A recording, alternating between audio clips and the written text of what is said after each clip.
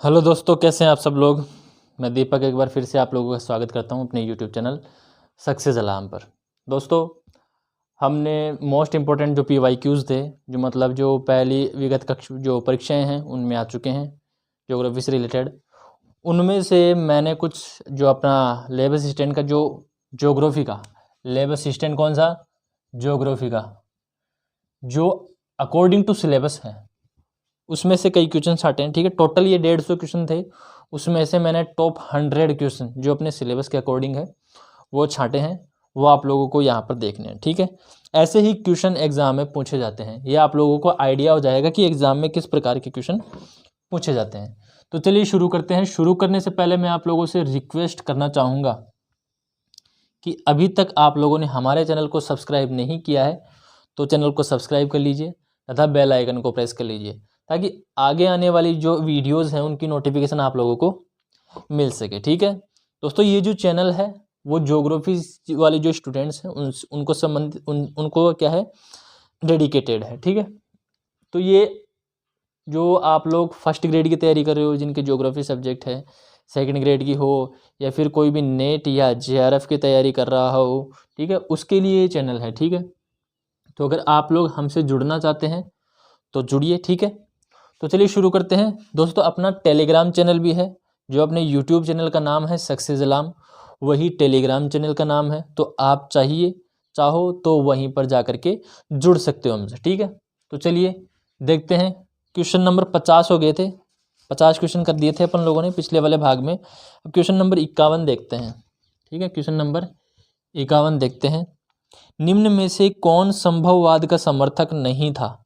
संभववाद का समर्थक नहीं था ये बताना है।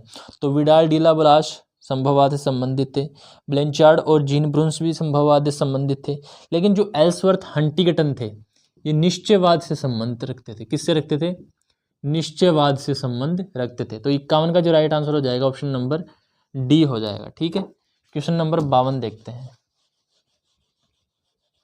क्वेश्चन नंबर 52, ठीक है, इंग्लिश की टर्म्स भी मैं यूज़ करते हुए चलूँगा तो आप लोगों को कोई दिक्कत नहीं होगी। एस्किमो है, एस्किमो के बारे में पूछा है। तो ये पूछा है कौन सी प्रजाति से संबंध रखती है एस्किमो। तो याद रखना मंगोल्स होती है, मंगोल प्रजाति से संबंध रखती है कौन? एस्किमो। ठीक है, आ रही है बात समझ में? तो आप लोगों का जो ऑप्शन हो जाएगा वो राइट आंसर हो जाएगा, ऑप्शन नंबर डी हो जाएगा। देखो, इनका जो निवास गृह है ना उसे इग्लू बोलते हैं। क्या बोलते हैं? इग्लू बोलते हैं। इग्लू को जो निवास गृह होता है वो शीतकाल के लिए होता है। ये बर्फ से बना हुआ एक गुंबद आकार होता है। ठीक है, इसके अलावा एक होता है कर्मक, एक होता है कर्मक। ये जो होता है वो ग्रीष्मकाल के लिए होता है। किसके लिए होता है? ग्रीष्मकाल के लिए। हड्डियों और छालों से बना हुआ होता है, हड्डियों और खालों से। ठीक है, नेक्स्ट है ट्यूपिक, ट्यूपिक,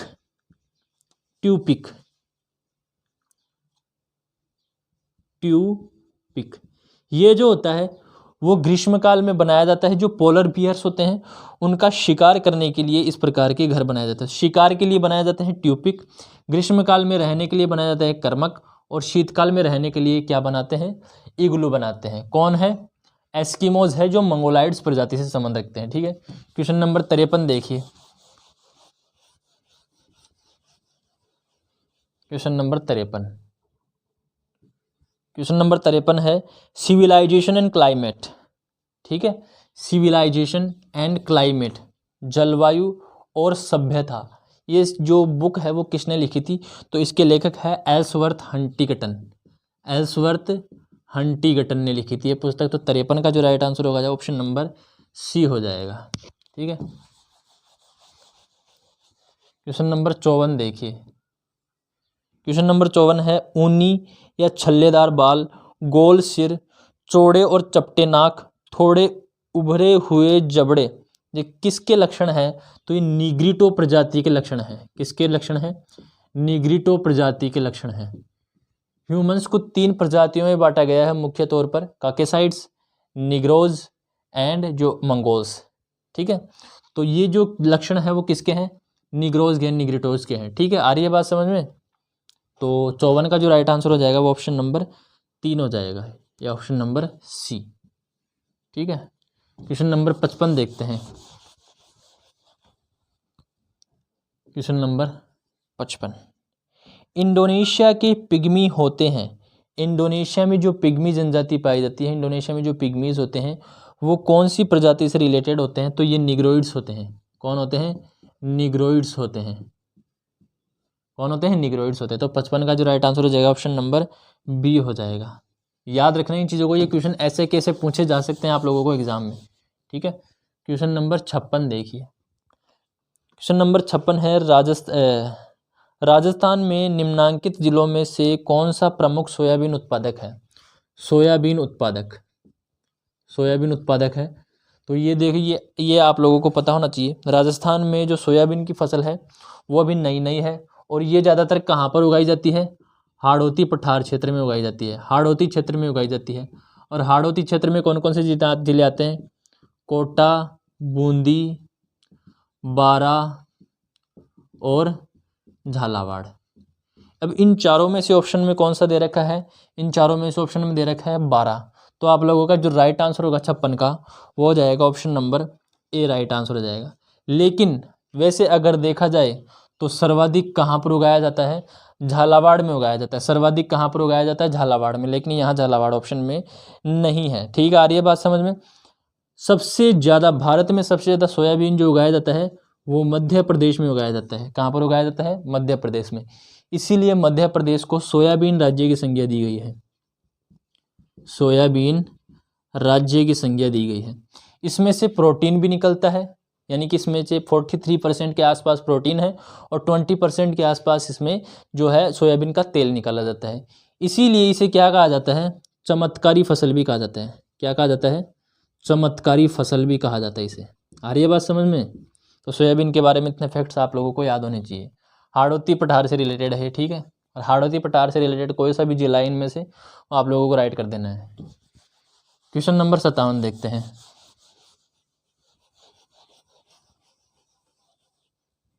क्वेश्चन नंबर 57,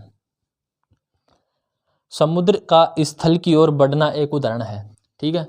अब समुद्र तल में दो चेंज होते हैं, एक तो नेगेटिव चेंज होता है और एक पॉजिटिव चेंज होता है। नेगेटिव चेंज क्या होता है?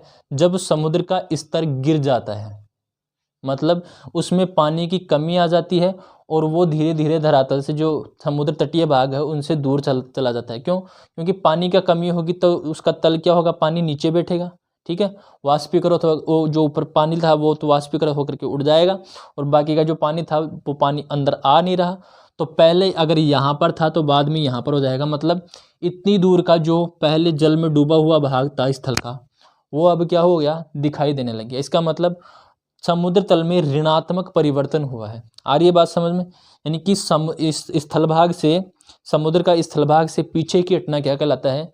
ऋणात्मक संचलन कहलाता है। लेकिन यहाँ पर पूछा क्या है? समुद्र का स्थल की ओर बढ़ना। जैसे यहाँ पर कोई भाग है, ठीक है, यहाँ पर पानी है। अब ये क्या हुआ? इस तरफ पानी यहाँ तक आ गया कोई टाइम पर, फिर पानी यहाँ तक आ गया कोई टाइम पर। तो इसका मतलब क्या हुआ? ये समुद्र इस तल की ओर बढ़ रहा है। इसका मतलब समुद्र का जो तल है, समुद्र का जो स्तर है, उसमें क्या हो रही है? वृद्धि हो रही है। मतलब ये धनात्मक संचलन कहलाता है। अरे बात समझ में? तो 57 का जो राइट आंसर हो जाएगा ऑप्शन नंबर डी हो जाएगा। उम्मीद करता हूँ आप लोगों को समझ में आ रही है चीज़ें। क्वेश्चन नंबर 58, नवीन मोड़दार पर्वत बनते हैं। नवीन मोड़दार पर्वत कहाँ पर बनते हैं? अभिसारी सीमाओं के किनारे। अभिसारी सीमाओं के किनारे। आ रही है बात समझ में? नवीन मोड़दार पर्वत बनते हैं, ठीक है। अपसारी सीमाओं के किनारे कटक बनती है, ठीक है।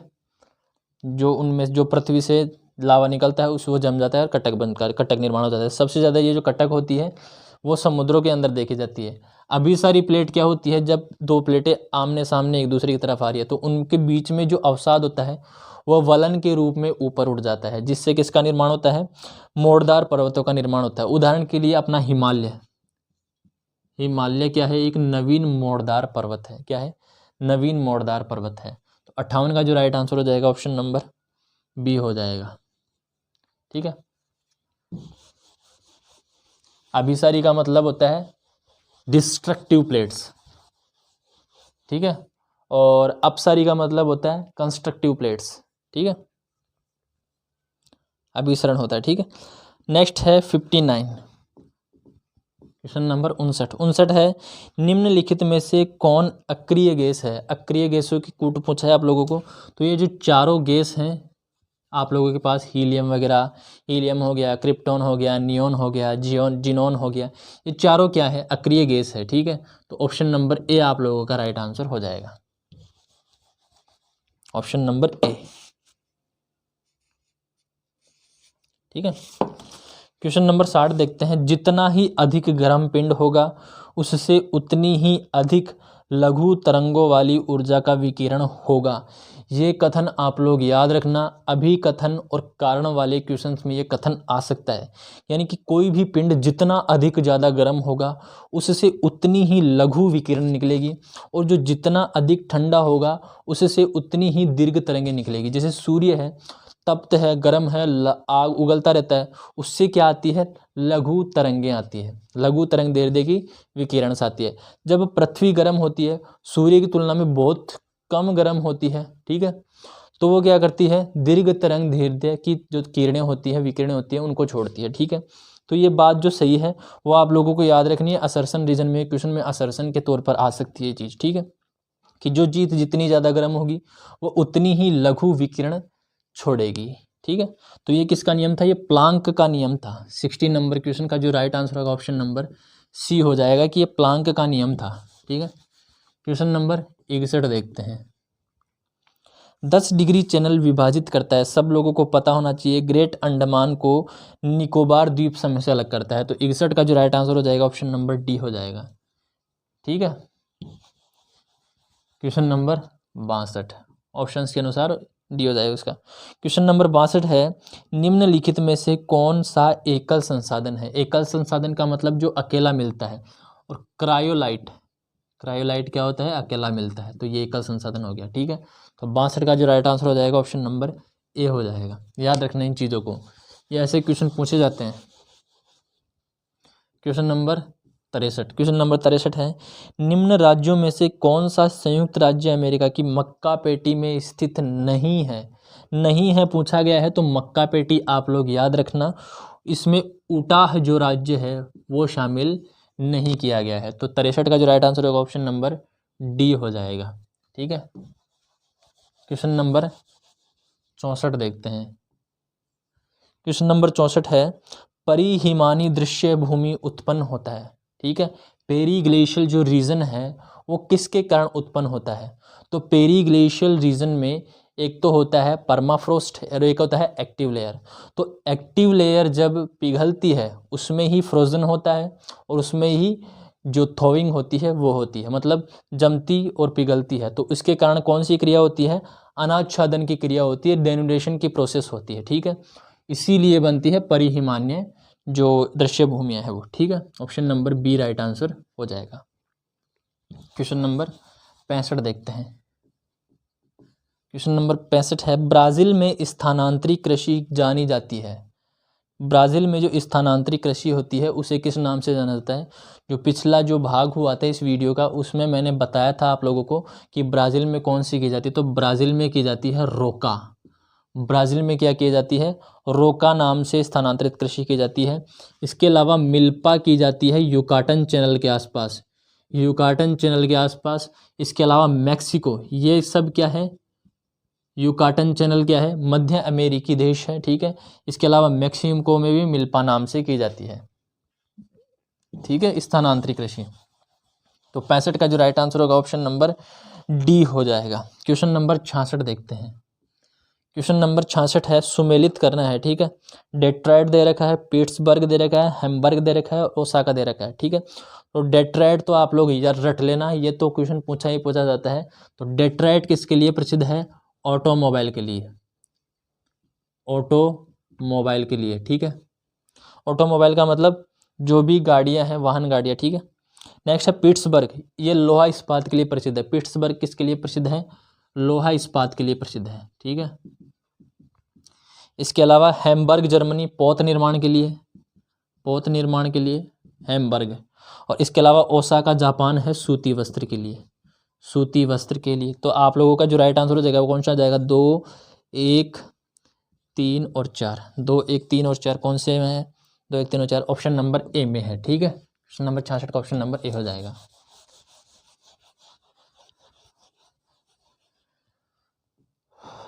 क्वेश्चन नंबर 67 देखिए, मेसाबी रेंज, मेसाबी श्रेणियाँ, मेसाबी रेंज किसके लिए प्रसिद्ध है और कहाँ पर है? तो ये पता होना चाहिए आपको, महान झीलों के क्षेत्र में है। महान झीलों के क्षेत्र कौन से हैं? यूएसए और कनाडा के बॉर्डर पर महान झीलें हैं, 5 झीलें। नाम लिख करके बताइए मुझे। 2 के नाम मैं बताता हूँ, 3 के नाम आप लोग बताएंगे। सुपीरियर, इरी, मिशिगन, ओंटारियो, इसके अलावा एक और बता दीजिए आप लोग। ठीक है, एक तो बताओगे ना। तो महान झीलों के आसपास है। ठीक है, तो इसीलिए जो राइट आंसर हो जाएगा 67 का वो हो जाएगा ऑप्शन नंबर भी। ठीक है, और ये किसके लिए प्रसिद्ध है? मेसाबी रेंज, मेसाबी रेंज प्रसिद्ध है लोहा अयस्क के लिए, लोहा अयस्क के लिए है। ठीक है, याद रखिएगा इस चीज़ को। मेसाबी रेंज इधर दे करके और उधर सुमिलित करने के लिए बोल सकता है। तो मेसाबी रेंज किसके लिए प्रसिद्ध है? लोहा अयस्क के लिए प्रसिद्ध है। ठीक है, क्वेश्चन नंबर 68 देखते हैं। क्वेश्चन नंबर 68, क्वेश्चन नंबर 68 है आप लोगों के सामने।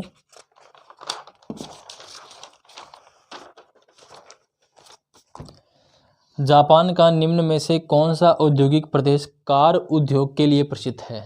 ठीक है, कार उद्योग भी नहीं आएगा तो ऑटोमोबाइल तो ज़रूर आएगा। ठीक है, ऑटोमोबाइल भी नहीं आएगा तो वाहन निर्माण आ जाएगा। ठीक है, या फिर आ जाएगा मोटर गाड़ी, मोटर गाड़ी। इनमें से आप लोगों को कोई सा भी दे सकता है और पूछ सकता है कि कौन सा जापानी प्रदेश है जहाँ पर ये किया जाता है। ठीक है, तो प्रसिद्ध है नागोया, नागोया, नागोया जो औद्योगिक प्रदेश है। ठीक है, औद्योगिक प्रदेश आप लोग पढ़ लेना। ठीक है, तो 68 का जो राइट आंसर होगा ऑप्शन नंबर डी होगा।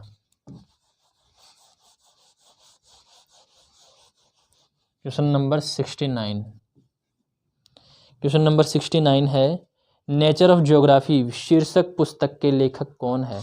नेचर ऑफ ज्योग्राफी शीर्षक पुस्तक के लेखक कौन है?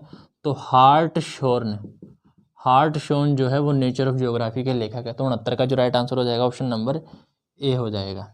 ठीक है, क्वेश्चन नंबर 70 करिए आप लोग एक बार।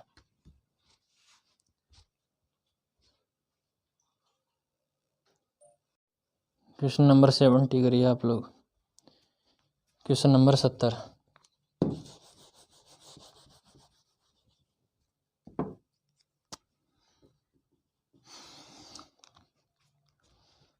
भूगोल एक क्षेत्रीय विज्ञान है। ठीक है, जिसमें भूतल की क्षेत्रीय विभिन्नताओं तथा स्थानिक संबंधों का अध्ययन किया जाता है। ये किसने कहा था? तो ये जो परिभाषा दी थी वो दी थी हेटनर ने दी थी, कि जो भूगोल है वो क्षेत्रीय विभिन्नताएं और उनसे रिलेटेड जो स्थानिक संबंध है उनका अध्ययन किया जाता है। ठीक है, तो हेटनर हो गया option number A. Question number 71 देखिए, क्वेश्चन नंबर 71 है, निम्नलिखित में से कौन सी पुस्तक गणितीय भूगोल तथा खगोल शास्त्र से संबंधित है? तो एक पुस्तक है अल्माजेस्ट, अल्माजेस्ट, ये लिखी थी टोल्मी ने। किसने लिखी थी? टोल्मी ने लिखी थी, और ये गणितीय भूगोल और खगोल शास्त्र से संबंधित है। 71 का जो राइट आंसर होगा ऑप्शन नंबर बी हो जाएगा। क्वेश्चन नंबर 72 देखते हैं। क्वेश्चन नंबर 72, क्वेश्चन नंबर 72 है, अज्ञात भूमि टेरा इनकॉग्निटा। ये वर्ड आप लोग याद रखना, टेरा इनकॉग्निटा, इनकॉग्निटा याद रखना। इस चीज़ को किसने दिया था?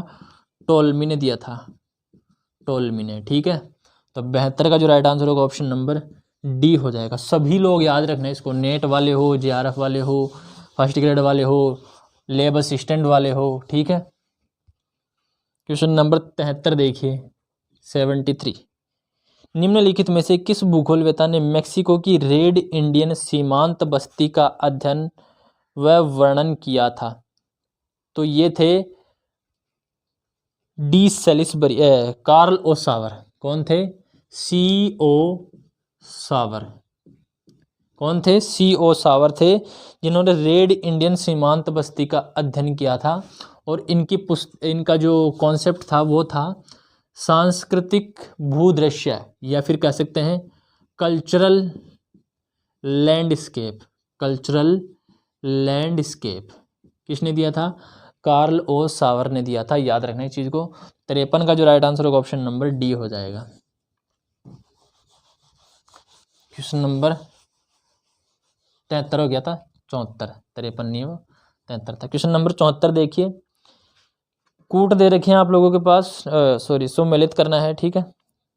तो मेजा बांध कहाँ पर है? मेजा बांध पड़ता है भीलवाड़ा, भीलवाड़ा में है मेजा बांध, ठीक है। इसके अलावा जाखम बांध पड़ता है प्रतापगढ़, जाखम बांध पड़ता है प्रतापगढ़। जवाई बांध पड़ता है, अब आप लोग ये मत कहना कि हमारे सिलेबस में ये चीज़ें नहीं है, जवाई बांध पड़ता है पाली में, ठीक है। और माही बजाज सागर पड़ता है अपने बांसवाड़ा में, ठीक है। तो ये सुमिलित कर लेना आप लोगों को, ठीक है। तो 3 2 4 1, 3 2 4 और 1, ये आप लोगों का सही हो जाएगा। Option number A right answer हो जाएगा। क्वेश्चन नंबर 75 देखिए, क्वेश्चन नंबर 75, घोड़े की नाल या मुद्रिका के आकार वाली प्रवाल भित्तियां किस नाम से जानी जाती है? घोड़े की नाल जैसी होती है, ठीक है, और ये मुद्रिका के आकार वाली भी जानी जाती है। और ये जो होती हैं इन्हें कहा जाता है एटोल। क्या कहा जाता है? एटोल कहा जाता है। जब समुद्र जो द्वीप है बीच का वो धीरे धीरे सब्सिडेंस हो जाता है डार्विन के अनुसार, तो ये लास्ट में ये बनती है एटोल बनती है, ठीक है। तो 75 का जो राइट आंसर हो जाएगा ऑप्शन नंबर सी हो जाएगा। जब कभी फर्स्ट ग्रेड के लिए अपन ये प्रवाल भित्तियाँ पढ़ेंगे डिटेल से, तब मैं आप लोगों को ये बताऊंगा, ठीक है। क्वेश्चन नंबर 75 हो गया। क्वेश्चन नंबर 76 देखते हैं। 76 है, चुक्की कमाटा सबसे बड़ी खान है। चुक्की कमाटा की बात हो रही है, ठीक है। ये चुक्की कमाटा, चुक्की कमाटा ये आप लोग याद रख लेना, चिली में है। कहाँ पर है? चिली में है। और तांबे की विश्व प्रसिद्ध खान है। किसकी खान है? तांबे की विश्व प्रसिद्ध खान है चुक्की कमाटा, चिली में है। तो 76 का जो राइट आंसर हो जाएगा ऑप्शन नंबर बी हो जाएगा। क्वेश्चन नंबर 77 देखते हैं। क्वेश्चन नंबर 77 है, कायड़ मोहकमपुरा व सिंधेश्वर कला पूर्व में विपुल भंडार है। किसके है? सीसा जस्ता के, सीसा व जस्ता। अगर कायड़ मोहकमपुरा भी याद ना रखो तो सिंधेश्वर कला तो आप लोगों को याद रखना है, सीसा एवं जस्ता के खाने हैं, ठीक है। इसके लिए प्रसिद्ध है सीसा और जस्ता के लिए। तो option number C right answer हो जाएगा। क्वेश्चन नंबर 78, क्वेश्चन नंबर 78 है, किस भूगोलवेत्ता ने सर्वप्रथम विश्व की स्थल भूमि को 3 महाद्वीपों में विभाजित किया था? तो वो कौन थे? हेरोडोटस। पहले भी बताया था मैंने, कौन थे? हेरोडोटस, ठीक है। और 3 कौन कौन से बताए थे? यूरोप, एशिया व लीबिया। जो अफ्रीका का उत्तरी भाग था सहारा मरुस्थल वाला, सहारा मरुस्थल से उत्तर वाला, उन्होंने इसे लीबिया नाम दिया था, ठीक है। तो option number C right answer हो जाएगा। क्वेश्चन नंबर 79 है आप लोगों के सामने, सुमेलित करना है। ये राजस्थान में उद्योग है, तो आप लोगों को पता होना चाहिए, आप लोगों के सिलेबस में है ज्योग्राफी राजस्थान की में, ठीक है। ऐसे क्वेश्चन पूछे जाते हैं, ठीक है। पेपर में पहले भी राजस्थान वाले जो पेपर्स हैं ज्योग्राफी के, उनमें ऐसे प्रकार के क्वेश्चन पूछे गए हैं, तो आप लोगों को पता होना चाहिए। तो नेशनल इंजीनियरिंग जो कंपनी है वो जयपुर में मिलेगी आप लोगों को। इसके अलावा वर्स्टेड स्पिनिंग मिल जो है वो मिलेगी लाडनू। ये लाडनू कौन सी ज़िले में पड़ती है आप लोग मुझे बताइएगा, ठीक है। श्री राम सीमेंट जो पड़ता है वो कोटा में पड़ता है। इसके अलावा मॉडर्न थ्रेड्स जो पड़ता है वो पड़ता है रायला भीलवाड़ा, रायला भीलवाड़ा। ये आप लोग मुझे लाडनू कमेंट करके बताओगे कि कहाँ पर पड़ता है, ठीक है। 79 का जो राइट आंसर हो जाएगा ऑप्शन नंबर ए हो जाएगा। 2 4 1 3, ठीक है। क्वेश्चन नंबर 80 देखिए।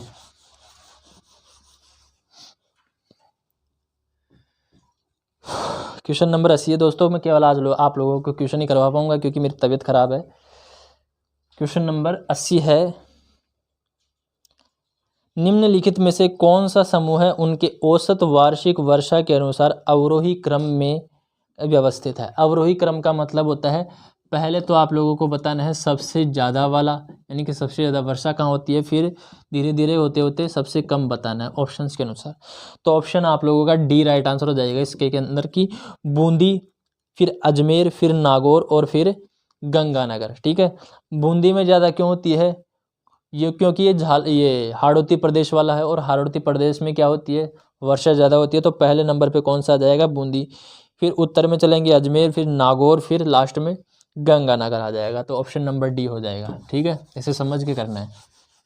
क्वेश्चन नंबर 81 है, क्वेश्चन नंबर 81 आप लोगों के सामने। पल्स ऑफ एशिया, ये आप लोगों को याद रखनी है। पल्स ऑफ एशिया, ये पुस्तक याद रखनी है। ये पुस्तक कई बार पूछी गई है, कई एग्जाम्स में पूछी गई है, आप लोगों को पूछ सकता है। तो हंटिंगटन की बुक है। किसकी बुक है ये, हंटिंगटन की बुक है। ऑप्शन नंबर सी आप लोगों का राइट आंसर हो जाएगा।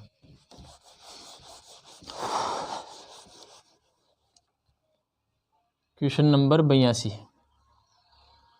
निम्न में से किसने सांस्कृतिक भूदृश्य की संकल्पना प्रस्तुत की। देखो पहले मैंने बताया था, फिर से ये क्वेश्चन आ गया। ठीक है, थोड़ी देर पहले बताया था। कल्चरल लैंडस्केप की जो संकल्पना थी वो किसने दी थी, वो दी थी कार्ल ओ सावर ने दी थी। तो 82 का जो राइट आंसर हो जाएगा ऑप्शन नंबर ए हो जाएगा। क्वेश्चन नंबर 83 है, पश्चिमी विक्षोभों के संदर्भ में निम्न में से कौन सा कथन असत्य है। कथन असत्य बताना है। ठीक है, यह भूमध्य सागर से उत्पन्न होते हैं। सही बात है, ये भूमध्य सागर से उत्पन्न होते हैं। इनकी नमी की मात्रा में कैस्पियन सागर एवं फारस की खाड़ी से वृद्धि होती है। सही बात है, जब ये वहाँ से गुजरते हैं तो नमी धारण कर लेते हैं।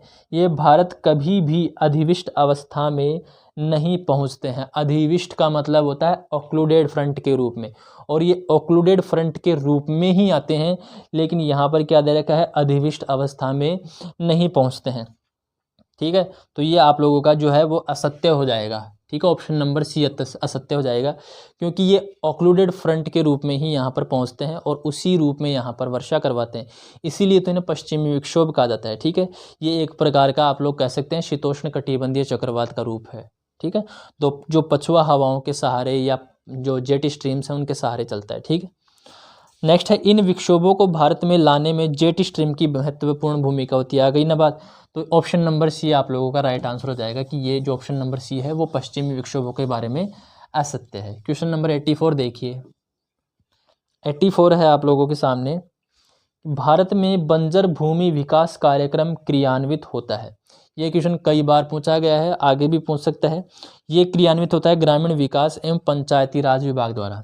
किसके द्वारा, ग्रामीण विकास एवं पंचायती राज विभाग द्वारा। किसके द्वारा होता है, ग्रामीण विकास एवं पंचायती राज विभाग के द्वारा होता है, और ये केंद्र द्वारा चलाई गई स्कीम है। किसके द्वारा, केंद्र द्वारा। राजस्थान के 10 जिलों में चलाई जा रही है। राजस्थान के 10 जिलों में चलाई जा रही है। आप लोग मुझे कमेंट करके बताइए उन 10 जिलों के नाम कौन कौन से हैं। तो 84 का जो राइट आंसर हो जाएगा ऑप्शन नंबर सी हो जाएगा। ठीक है, क्वेश्चन नंबर 85, क्वेश्चन नंबर 85 देखिए, निम्नांकित में से कौन सा बालसन का उदाहरण है। बालसन का उदाहरण पूछा है, तो 85 का जो राइट आंसर हो जाएगा ऑप्शन नंबर सी हो जाएगा, सांभर झील। बालसन का उदाहरण क्या है, सांभर झील बालसन का उदाहरण होता है। बालसन होता है क्या है, मरुस्थलीय क्षेत्रों में पहाड़ों के बीच में पाई जाने वाली एक छोटी सी झील जो वर्षा के द्वारा एकत्रित होती है, उसे बालसन कहा जाता है। ठीक है, आ रही है बात समझ में। मरुस्थलीय क्षेत्रों में होती है ये, पहाड़ी इलाकों के जो चारों तरफ उसके पहाड़ी होती है और बीच में जाकर के इकट्ठा हो जाता है। ठीक है, तो ये बालसन होता है। ठीक है, आ रही है बात समझ में। तो 85 का ऑप्शन नंबर सी हो जाएगा। क्वेश्चन नंबर 86, नाथरा की पाल। नाथरा की पाल आप सब लोगों को पता है उदयपुर में है। कहाँ पर है, उदयपुर में है। Option number B right answer हो जाएगा। क्वेश्चन नंबर 87 देखिए, क्वेश्चन नंबर 87 है आप लोगों के सामने।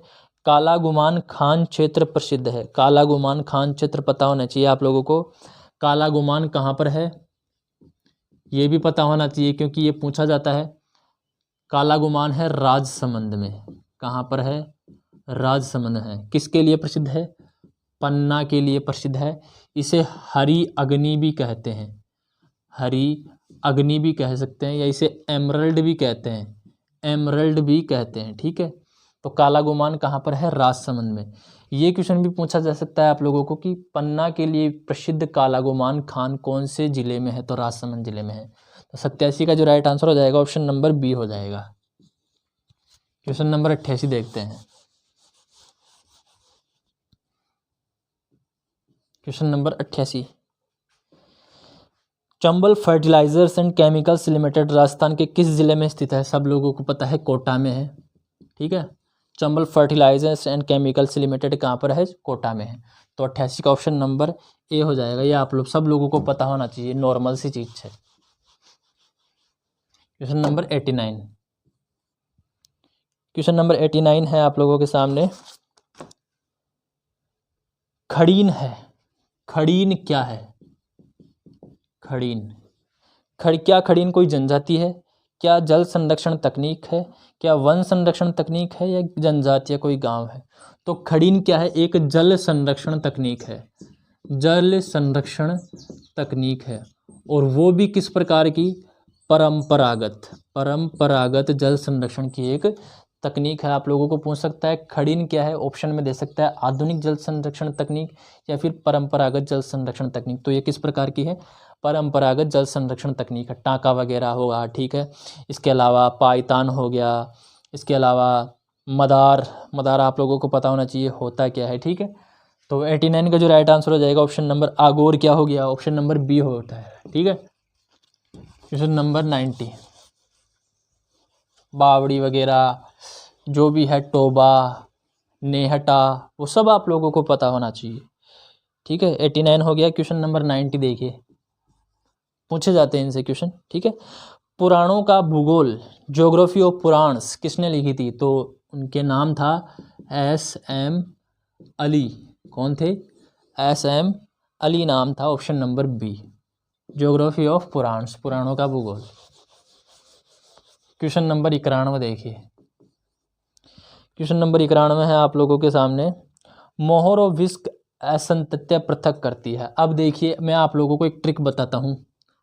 को मो रे गु ले, ये एक ट्रिक है जो पृथ्वी की जो असांतत्य है, डिसकंटिन्यूटीज हैं, उनको पता लगाने के लिए। ठीक है, तो कॉनरोड जो मिलती है वो मिलती है अपर क्रस्ट, ठीक है, और लोअर क्रस्ट, यानी कि ऊपरी क्रस्ट और निचली क्रस्ट के बीच में। मोहरोविक जो मिलती है वो ऊपरी क्रस्ट, लोअर क्रस्ट यानी कि निचली क्रस्ट और ऊपरी मेंटल यानी कि अपर मेंटल के बीच में मिलती है। ठीक है, आ रही है बात समझ में? रेपिटी मिलती है अपर मेंटल, ठीक है, और लोअर मेंटल, इनके बीच में मिलती है। जो गुटेनबर्ग असंबद्धता मिलती है, डिसकंटिन्यूटी मिलती है, वो मिलती है लोअर मेंटल, लोअर मेंटल। सुनते जाना मेरी बातों को, शायद आप लोगों को यहाँ पर दिखेगा नहीं क्योंकि अपने पास जगह नहीं है। गुटेनबर्ग जो मिलती है लोअर मेंटल व अपर कोर, अपर कोर या आउटर कोर बोल सकते हैं। ठीक है, इनके बीच में मिलती है। और जो लेहमन मिलती है वो आउटर कोर, आउटर कोर व इनर कोर के मध्य मिलती है, इनर कोर। तो ये 5 जो असंबद्धताएं हैं, डिसकंटिन्यूटीज हैं, आप लोगों को पता होनी चाहिए। कॉनरॉड, मोहरविक, रेपिटी, गुटेनबर्ग और लेहमन, ये आप लोगों को मैंने बता दिया है। कॉनरॉड मिलती है अपर क्रस्ट और लोअर क्रस्ट के बीच में, मोहरविक मिलती है लोअर क्रस्ट और ऊपरी अपर मेंटल के बीच में, रेपिटी मिलती है अपर मेंटल और लोअर मेंटल के बीच में, गुटेनबर्ग मिलती है लोअर मेंटल और अपर कोर के बीच में या आउटर कोर के बीच में, लेहमन जो मिलती है वो आउटर कोर और इनर कोर के मध्य मिलती है, बीच में मिलती है। ठीक है, तो अब लोगों को कौन सा पूछा है कि मोहरविक पूछा है अपन लोगों को। ठीक है, तो मोहरविक देखिए यहाँ पर लोअर क्रस्ट और अपर मेंटल यानी कि निचली भूपर्पटी एवं ऊपरी मेंटल के बीच में मिलती है। तो 91 का जो राइट आंसर हो जाएगा ऑप्शन नंबर सी हो जाएगा, ऑप्शन नंबर सी। ठीक है, ऐसे याद करना है आप लोगों को। ठीक है, कोमोरे गुले याद रखने ना आप लोग, याद रह जाएगी बिल्कुल। CMRGL, अगर इंग्लिश में याद रखना चाहो तो। 92 देखते हैं, भूकंप के अवकेंद्र को किस नाम से भी जाना जाता है, मतलब भूकंप कहाँ से उत्पन्न होता है और उस उत्पन्न केंद्र को किस नाम से जाना जाता है, उस उत्पन्न केंद्र को नाम जाना जाता है उद्गम केंद्र, उद्गम केंद्र। और इंग्लिश में बोले तो इसे कहा जाता है फोकस। क्या कहा जाता है, फोकस कहा जाता है, ठीक है। तो 92 का जो राइट आंसर हो जाएगा ऑप्शन नंबर बी हो जाएगा। क्वेश्चन नंबर 93, हिंदी के बजाय आप लोग इंग्लिश में याद रखोगे ना इन चीज़ों को, फोकस हो गया, एपिसेंटर हो गया, ठीक है, इनको याद रखना है, ठीक है। 93 देखते हैं, 93 है सुमेलित करना है, ठीक है। एक तरफ ज्वालामुखी पर्वत वगैरह दे रखे हैं और एक तरफ देश दे रखे हैं। तो क्राकाटोवा जो मिलता है वो आप लोगों को इंडोनेशिया के आसपास मिलता है, और यहाँ पर क्या दे रखा है, सुंडा जलडमरू मध्य, ठीक है। तो पहले का क्या हो गया, ऑप्शन नंबर 3 हो जाएगा, ठीक है। इसके अलावा है माउंट सेंट हेलेना या हेलेंस, ये जो मिलता है वो USA में मिलता है, ठीक है। इसके अलावा क्योटोपैक्सी आप लोग सब लोगों को पता है इक्वेडोर में मिलता है। कहाँ पर मिलता है, इक्वेडोर में, तो ऑप्शन नंबर 2 ये हो गया, एक ये हो गया। और मेयोन जो मिलता है वो फिलीपाइंस में मिलता है। मेयोन कहाँ पर मिलता है, फिलीपाइंस। तो 3, 1, 2 और 4 ये राइट आंसर हो जाएगा, 3, 1, 2 और 4, ठीक है। ऑप्शन नंबर कौन सा हो गया, 3, 1, 2 और 4, option number C right answer हो जाएगा। क्वेश्चन नंबर 94 देखते हैं, 94। थोड़े से क्वेश्चन और हैं, वैसे भी आज थोड़ी सी तबीयत खराब है तो जल्दी जल्दी चलेंगे, ठीक है। जूजेन बनता है, जूजेन पहले तो ये पता होना चाहिए जूजेन क्या होता है, ठीक है। कोमल चट्टानें और कठोर चट्टानें ये आपस में क्या होती है, क्रम से होती है इस प्रकार, यहाँ कोमल हो गई, यहाँ कठोर, यहाँ कोमल, यहाँ कठोर, यहाँ कठोर, यहाँ कठोर। किसके द्वारा बनता है, पवन द्वारा बनता है। और कौन से रूप में बनता है, क्षैतिजीय रूप में बनता है। बस ये 3 चीज़ें याद रख लेना आप लोग। और एक चीज़ और याद रखना चाहो तो इंक पोट, क्या इंक पोट से रिलेटेड यही है, जूजेन ही है। आप लोग मुझे कमेंट करके बताइएगा कि क्या इंक पोट से संबंधित जूजेन ही है क्या, ठीक है। आप लोग बताना एक बार, ठीक है। किस प्रकार का संचलन होता है, क्षैतिज रूप से। किसके द्वारा बनता है, पवन के द्वारा, कठोर और मुलायम चट्टानों के क्रम पर, ठीक है। तो ऑप्शन नंबर देखते हैं, मुलायम तथा कठोर चट्टानों के क्षैतिज परतों के बीच पवन अपघर्षण के द्वारा। आ गई बात समझ, 94 का ऑप्शन नंबर ए ही हो गया, ठीक है। सीधी सी बात आ गई, जो मैंने समझाया वही बात आ गई पहले ऑप्शन में ही। क्वेश्चन नंबर 95 देखते हैं, क्वेश्चन नंबर 95 करिए आप लोग।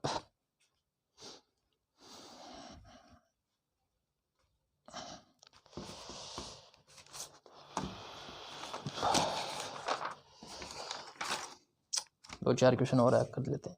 गोमफित नदी, ब्रेडेड रिवर कौन सी होती है, तो गोमफित नदी जो होती है वो जो मेन रिवर है, मेन स्ट्रीम है, उसी के कुछ भाग होते हैं, ठीक है।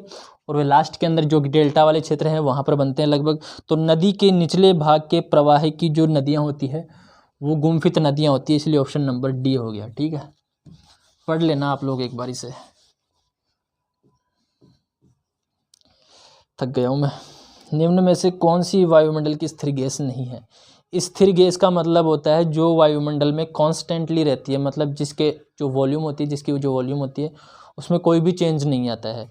चेंज किस में आता है, जो दिन प्रतिदिन उसमें ऐड होती रहती है या सब्सट्रैक्ट होती रहती है, मतलब माइनस होती रहती है। तो वो कौन सी गैस है, कार्बन डाइऑक्साइड। कौन सी गैस है, CO2। ये सब्सट्रैक्ट तो नहीं हो रही है, एक वर्तमान में क्या हो रही है, ऐड ही होती जा रही है, ठीक है। तो 96 का ऑप्शन नंबर सी हो जाएगा।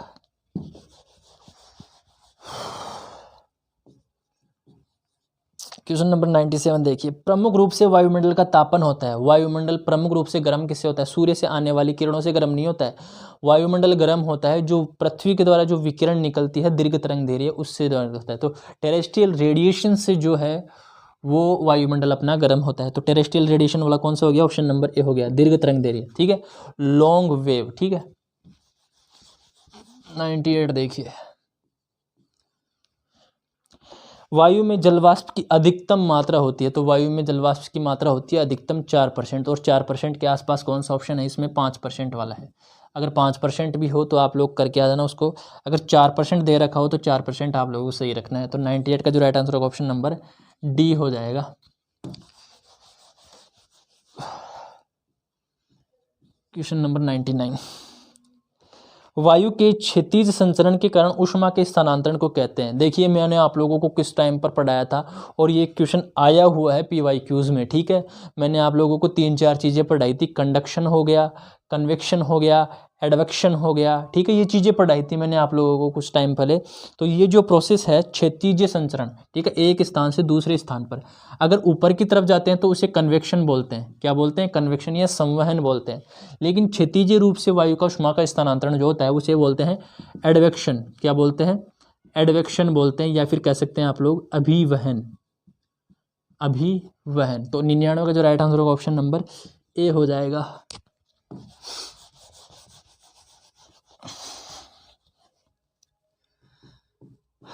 क्वेश्चन नंबर 100 देखिए, जियोट्स, गुयोट्स या जियोट्स बोल सकते हैं। गुयोट्स क्या होते हैं? तो गुयोट्स होते हैं अंतः समुद्रीय पर्वत होते हैं, लेकिन उन समुद्रों का जो शीर्ष होता है वो क्या होता है? वो सपाट होता है। किस प्रकार का होता है? सपाट होता है। उन्हें क्या बोलते हैं? गुयोट्स बोलते हैं। तो 100 का जो राइट आंसर होगा ऑप्शन नंबर डी हो जाएगा, सपाट शिखर समुद्री पर्वत, ठीक है। क्वेश्चन नंबर 101 देखते हैं। 100 क्वेश्चन हो चुके हैं, क्वेश्चन नंबर 101 है, 2-3 क्वेश्चन और है, ठीक है। निम्न में से कौन सी नदी घाटी बाढ़ आपदा के लिए कुख्यात नहीं है? कुख्यात नहीं है तो केवल जो इस कोसी नदी है वो ही कुख्यात है। कोसी नदी को बिहार का शोक कहा जाता है। इसके अलावा पेन, गंगा, सिंधु, कावेरी, इनमें से कोई भी कुख्यात नहीं है। तो 101 का जो राइट आंसर होगा ऑप्शन नंबर डी हो जाएगा कि ए, बी और डी ऑप्शन सही है, कुख्यात नहीं है। क्वेश्चन नंबर 102, क्वेश्चन नंबर 102 है, निम्नांकित में से कौन सी गहन निर्वाहक कृषि की विशेषता है? विशेषता बतानी है, ठीक है। इसमें उपज तो ज़्यादा होती है लेकिन जो प्रति व्यक्ति उत्पादन है वो कम होता है। क्यों? क्योंकि जनसंख्या ज़्यादा रहती है, ठीक है। तो इसीलिए option number C right answer हो जाएगा। प्रति एकड़ उच्च उपज होती है परंतु प्रति व्यक्ति कम उपज होती है। एकड़ तो प्रति व्यक्ति उपज जाता है लेकिन जो प्रति व्यक्ति होता है वो कम होता है। मैंने आप लोगों को पहले बता दिया है पहले वाली क्लासों में किस प्रकार से बताए थे। 102 का 180 हो गया। लास्ट क्वेश्चन आप लोगों के पास, ठीक है। ओरिएंट एक्सप्रेस रेलवे लाइन जोड़ती है पेरिस को इस्तांबुल से जोड़ती है। पेरिस को इस्तांबुल। अब ये इस्तांबुल कहाँ है आप लोग कमेंट करके मुझे ज़रूर बताइएगा। Option number A right answer हो गया दोस्तों। ये हो गई आप लोगों की क्लास, ठीक है। मैं चलता हूँ, ठीक है। तो मिलते हैं नेक्स्ट वीडियो में। अगर आप लोग पहली बार हमारे चैनल पर आए हो तो चैनल को सब्सक्राइब जरूर कीजिएगा। वीडियो अगर पसंद आया हो तो लाइक ज़रूर कीजिएगा, शेयर ज़रूर कीजिएगा, ठीक है। और बने रहिएगा हमारे चैनल पर हमारे साथ। तब तक के लिए अपना ध्यान रखिएगा। जय हिंद, जय भारत।